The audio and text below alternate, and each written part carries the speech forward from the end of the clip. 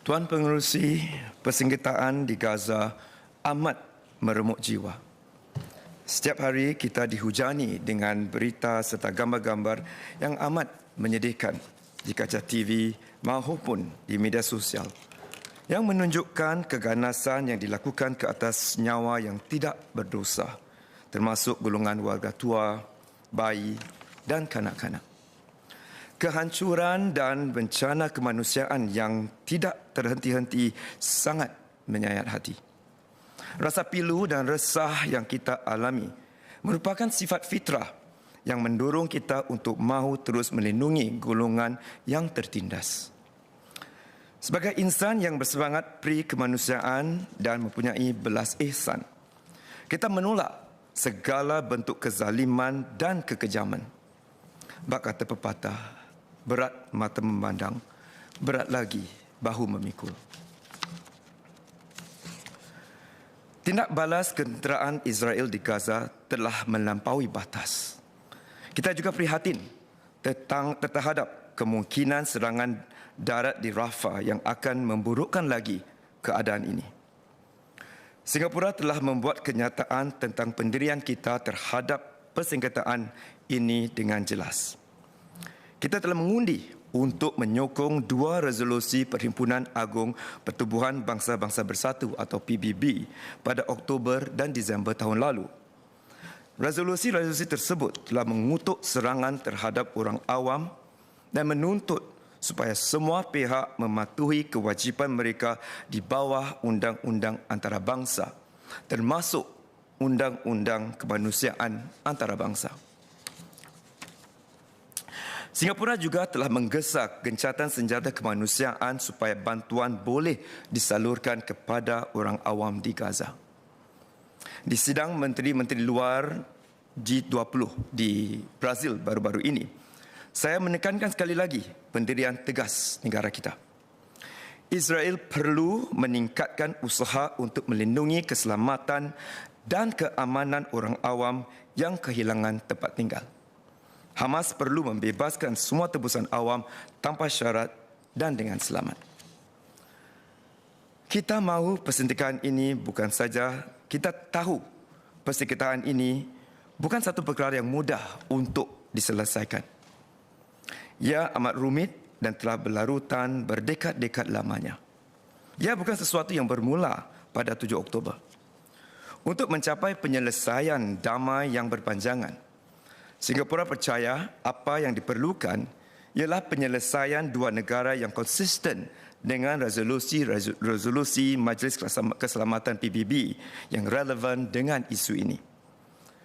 Kita telah menyuarakan pendirian berprinsip ini di arena antarabangsa serta menerusi cara kita mengundi di Perhimpunan Agung PBB sejak 1967. Contohnya, kita telah mengundi untuk menyokong setiap resolusi yang menyuruh Israel untuk membatalkan semua langkah-langkah satu halanya atau unilateral yang bertujuan menukar kedudukan Baitul Maqdis. Kita juga telah menentang penempatan Israel di tebing barat yang merupakan pelanggaran undang-undang antarabangsa. Penyelesaian dua negara merupakan satu-satunya cara untuk menghentikan kitaran keganasan ini. Dan Singapura akan melakukan apa yang kita mampu untuk menjadikannya satu realiti. Sebagai rakyat Singapura, kita tahu bahawa persengketaan ini bukan berdasarkan agama. Ia adalah persengketaan berdasarkan pertikaian tanah wilayah yang telah berterusan selama beberapa abad. Namun, isu ini mempunyai kesan yang lebih mendalam untuk umat Islam di merata dunia, termasuk masyarakat Islam di Singapura. Pemerintah faham dan prihatin terhadap perasaan masyarakat Melayu Islam Singapura dalam hal ini. Dan akur wujudnya 3 ikatan. Pertama, ikatan ukhuwah umat Islam kita dengan penduduk Islam di Palestin. Kedua, ikatan terhadap kedudukan Masjid Al-Aqsa yang merupakan masjid ketiga pentingnya atau terpenting bagi umat Islam. Dan ketiga, ikatan kemanusiaan. Oleh itu, Pemimpin agama kita telah memberi panduan dan ruang untuk masyarakat kita meluahkan segala emosi yang dirasai seperti kemarahan, keperitan dan simpati terhadap penderitaan yang dialami mereka yang tidak berdosa, serta harapan untuk persefahaman dan perdamaian antara Israel dan Palestin dengan cara yang memperjuangkan keamanan dan bukan kemusnahan.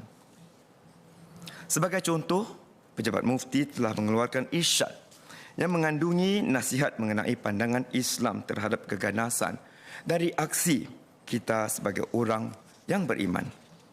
Ini selaras dengan visi kita untuk membina dan memperkuatkan identiti Muslim Singapura kita. Walau bagaimanapun, ini tidak bermakna hanya masyarakat Islam sahaja yang terkesan tentang apa yang sedang berlaku di Gaza. Ramai rakyat Singapura, tidak kira kaum atau agama, amat bersimpati dengan nasib rakyat Palestin dan keluarga-keluarga para tebusan. Mereka ingin melakukan sesuatu yang berkesan untuk menunjukkan sokongan mereka. Pemerintah dan badan-badan masyarakat telah mengembling tenaga untuk menyalurkan bantuan yang kukuh kepada mangsa-mangsa tragedi ini. Saya terharu melihat rakyat Singapura daripada pelbagai latar belakang berganding bahu untuk memberikan bantuan sehingga hari ini. Saya ingin memberikan jaminan kepada rakyat Singapura bahawa pemerintah komited untuk meneruskan bantuan kemanusiaan ke Gaza, sama seperti yang telah kita lakukan pada krisis-krisis sebelum ini. Kita terus bekerja keras dan bekerja rapat dengan rakan-rakan di rantau Timur Tengah untuk menyampaikan bantuan tersebut. Pada November lalu, saya telah pergi ke Kahira untuk menyaksikan penyerahan bantuan pertama kita kepada Gaza. Beberapa minggu kemudian, kita mengerahkan sebuah pesawat RSAF untuk mengangkut bekalan kemanusiaan sebagai sumbangan kedua kita.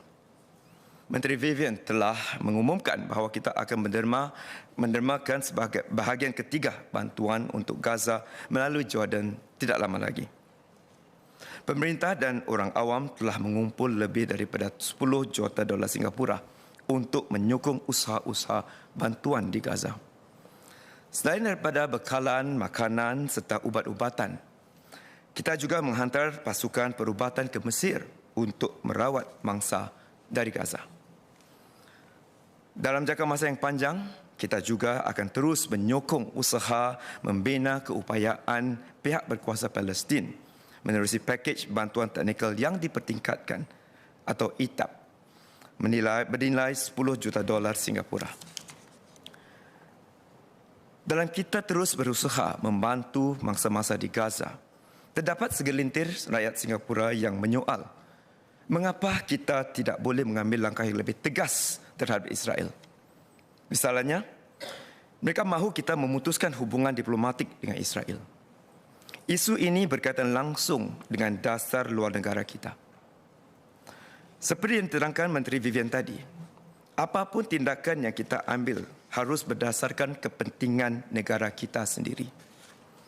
Sebagai sebuah negara kecil, kita dapat terus kekal relevan di pentas dunia melalui hubungan dengan sebanyak negara dan sejauh mungkin. Memutuskan hubungan diplomatik dengan negara yang bercanggah tingkah laku tidak akan memperbaiki situasi. Ia tidak akan mengubah arus persekutuan ini. Malah, banyak negara Timur Tengah seperti Mesir, Emirat Arab Bersatu dan Jordan yang lebih dekat dan lebih memahami kerumitan konflik ini juga tidak memutuskan hubungan diplomatik mereka dengan Israel. Tapi yang penting, Tuan Pengerusi, mempunyai hubungan diplomatik tidak bermakna kita bersetuju dengan setiap tingkah laku mereka.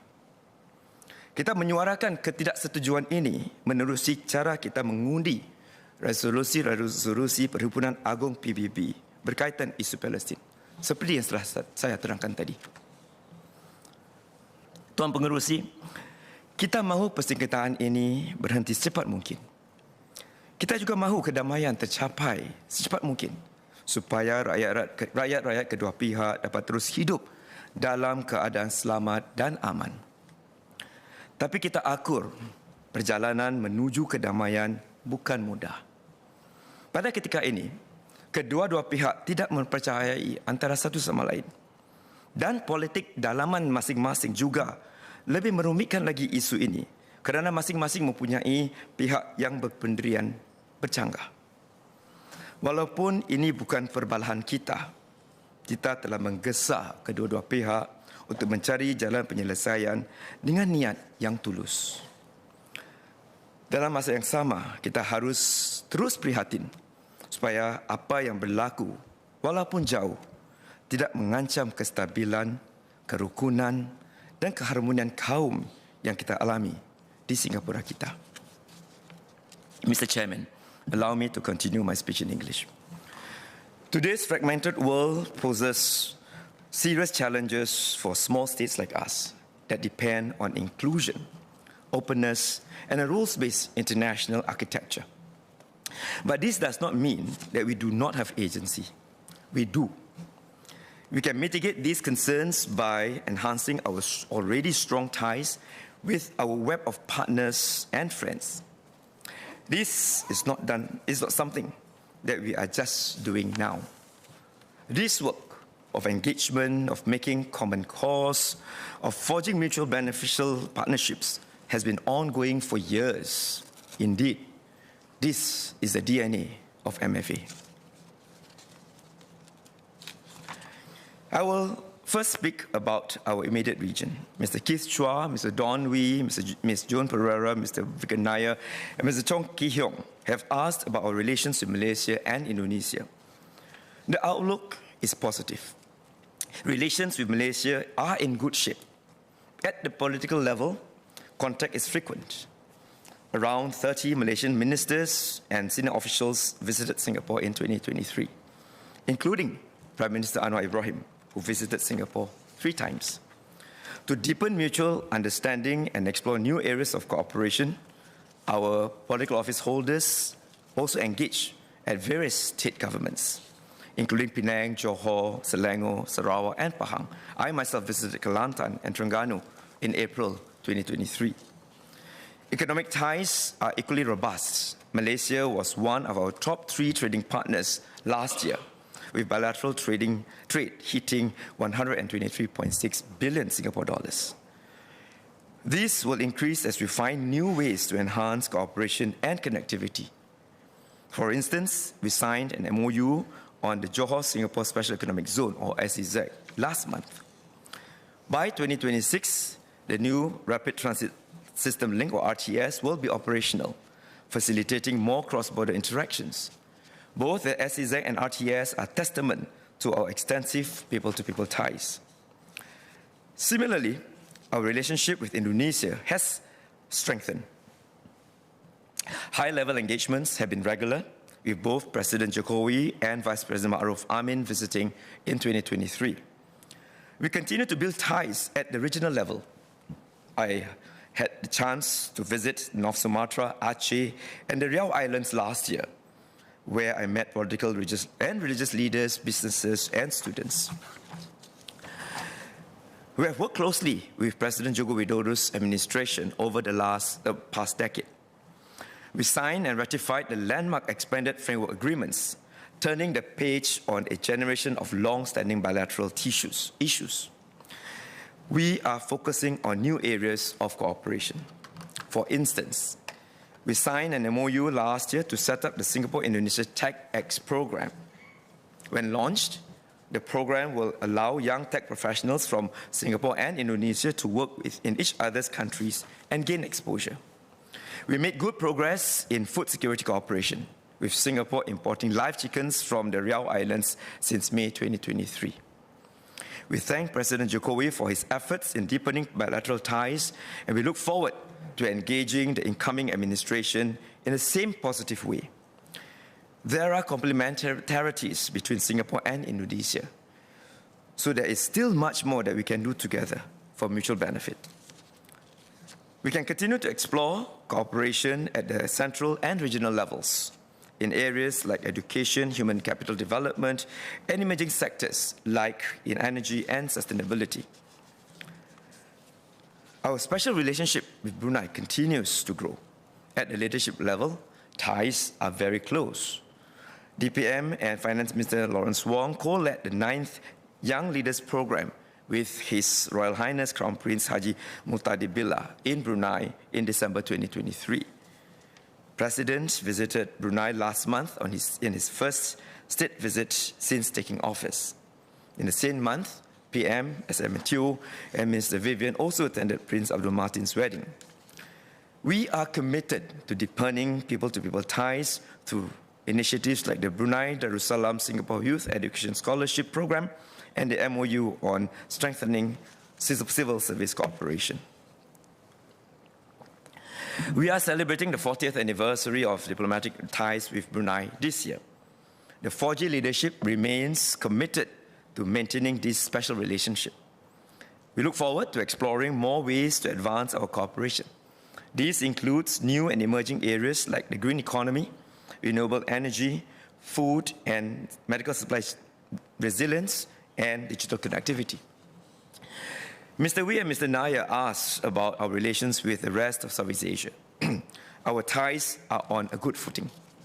We celebrated the 50th anniversary of diplomatic relations with Vietnam last year and are exploring the possibility of upgrading relations to a comprehensive strategic partnership. We will celebrate the 50th anniversary of relations with Laos and our 55th anniversary with the Philippines this year. We are closely engaging the new governments in Cambodia and Thailand, with whom we will be celebrating the 60th anniversary of relations next year. Mr. Keith Chua's query on Timor-Leste, we are stepping up our engagement to help support their preparations to join ASEAN, following ASEAN's adoption of the roadmap for Timor-Leste's accession in May last year. We have also announced our plans to open a resident embassy in Timor-Leste. The one concern is Myanmar. Mr. Nair and Mr. Dennis Tan have noted the situation there is grave, and the level of displacement of humanitarian suffering concerning.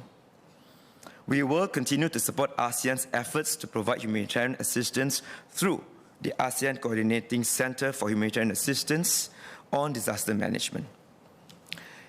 ASEAN will continue to address the Myanmar issue in line with the 5-point consensus, or 5PC. It is unfortunate that there has been limited progress in the implementation of the 5-point agreement. But we recognize that the situation in Myanmar is complicated and will take a long time to resolve. Any enduring political solution will have to come from within Myanmar itself. That said, we are committed to working with our partners to facilitate peace and national reconciliation. It is in our interest to have a stable and conducive regional environment to attract businesses and investments. Mr. Tan asked how Singapore can uphold regional stability. One way is through our consistent bilateral engagements at the leadership level, as the earlier generation of leaders did as well. Several of our neighbors have had recent leadership transitions, but we have good links with many of them over the years, and we will continue to work closely with them to foster regional stability and prosperity. ASEAN is another platform to do so. ASEAN forms the cornerstone of our open, inclusive, and rules-based regional architecture. Its success is critical to the success of all its members. Ms. Siva Lim asked if ASEAN would require reforms or bigger budget to be a more effective organization. We will ensure that the ASEAN Secretariat is adequately resourced so that they can fulfill their functions and support the region's needs.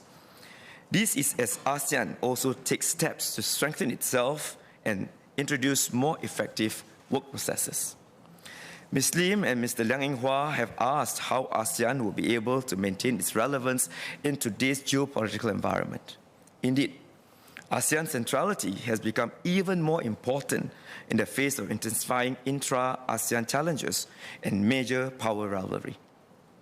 Our priority is the implementation of the ASEAN Outlook on the Indo-Pacific. Under the AOIP, we are exploring concrete projects with our partners in 4 priority areas: economy, maritime cooperation, connectivity, and the UN Sustainable Development Goals 2030. Through these projects, we aim to increase ASEAN's mindshare, promote mutual benefit, and keep external partners vested in the stability of our region. ASEAN is a region of considerable economic opportunity. I would encourage our younger Singaporeans to consider doing their internships or a semester abroad in our ASEAN country. With 600 million people, a young workforce, urbanization, and healthy GDP growth, ASEAN is already the 5th largest economy in the world and could be the 4th largest by 2030. ASEAN provides a platform for economic cooperation and integration. So, for instance, the region is committed to addressing climate change and transitioning to a green economy. At the ASEAN Foreign Ministers' retreat last month, there was discussion about ASEAN's power grid. The benefits of a power grid will be enormous in terms of energy accessibility, decarbonization, and economic opportunity. On our part, we look forward to enhancing the pilot Lao PDR Thailand Malaysia Singapore Power Integration Project, or the LTMS PIP, which serves as a pathfinder for the potential grid. We are also pursuing similar initiatives bilaterally. We have issued conditional approvals to import low-carbon electricity from Indonesia, Cambodia, and Vietnam. And we signed a Green Digital Economy Partnership Agreement with Vietnam last year. We were the first to sign a letter of intent with Indonesia on cross-border carbon capture storage. We are also exploring carbon credits collaboration with Laos. Another example is in the digital economy. ASEAN has launched negotiations on the ASEAN Digital Economy Framework Agreement, which we aim to settle this year. Singapore has digital payment links with Thailand and Malaysia. Last year, we launched a cross-border QR payment linkage with Indonesia. We are seeking to pursue similar arrangements at the multilateral level through ASEAN. As the 2024 ASEAN Chair, Laos has decided on the theme Enhancing Connectivity and Resilience. To Mr. Neil Prakash's query, we are committed to giving Laos our full support for their ASEAN chairmanship, including through the Singapore-Laos Enhanced Cooperation Package. We recognize that Laos' ASEAN chairmanship comes at a crucial time as ASEAN seeks to position itself for future growth amidst global headwinds. The creation of more shared opportunities is in areas like connectivity, supply chains, and energy resilience will benefit all ASEAN members. We are also looking to deepen engagements with partners outside of Southeast Asia. We will continue to grow our relations with South Asia, which is a key region for us given our proximity, economic links, and history. Mr. Edward Chia asked about our relations with India.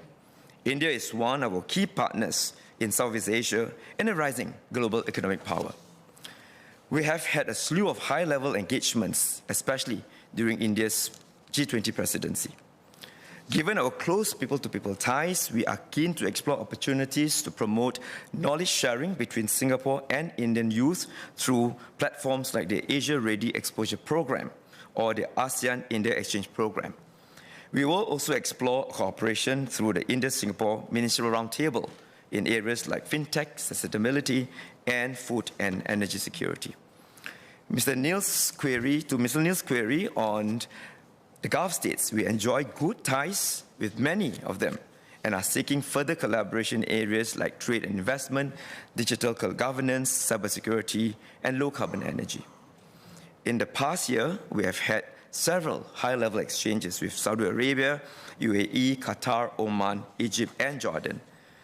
We established a strategic partnership with Saudi Arabia during PM's visit in October last year, our first in the region.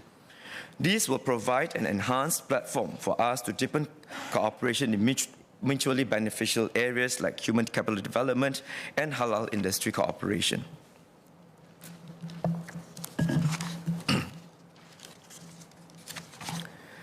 We have sustained high-level engagement with our African partners too. For instance, PM made his first official visit to South Africa and Kenya in May 2023. Mr. Wee asked about the ties between Singapore and South Africa. Indeed, We have kept up engagements at the leadership level. Minister Vivian hosted the 4th Singapore Sub-Saharan Africa High-Level Ministerial Exchange visit in August 2023. South Africa Deputy President Paul Mashatile made an official visit to Singapore in December 2023.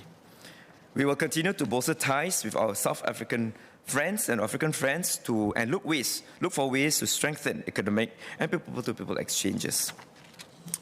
Mr. Liang, Ms. Nadia, Ahmad Samdin have asked what role Singapore can play to support international order.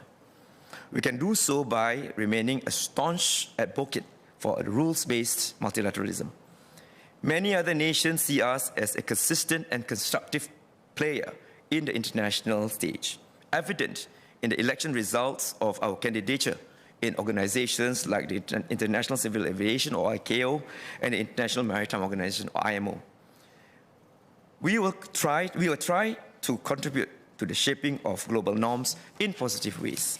For instance, Ambassador Rina Lees oversaw the successful conclusion of the International Agreement of Maritime Biodiversity in areas beyond national jurisdiction in March 2023, buttressing Singapore's leading role on international law of the seas issues. Ms. Usha Chandradas asked how Singapore has been engaging multilateral groups to prepare for common challenges. We are the founder and remain the convener of this former Forum of Small States, or FOSS, in the UN. Just last week, we hosted the UN permanent representatives under the 12th FOSS Fellowship Program to discuss best practices on issues like sustainable development, climate change, cybersecurity, and digital transformation. Mr. Chairman, I've talked about some of the bilateral and multilateral relations. Ms. Seaman will elaborate on other accounts, but the main point is this. It is our ties with the rest of the world that will help us and help put us in a position to thrive even in turbulent times. This is the agency that we have, and this is what our officers here and the overseas missions have been working hard on. MFA will continue to play our part in safeguarding our survival and fostering our prosperity. Thank you.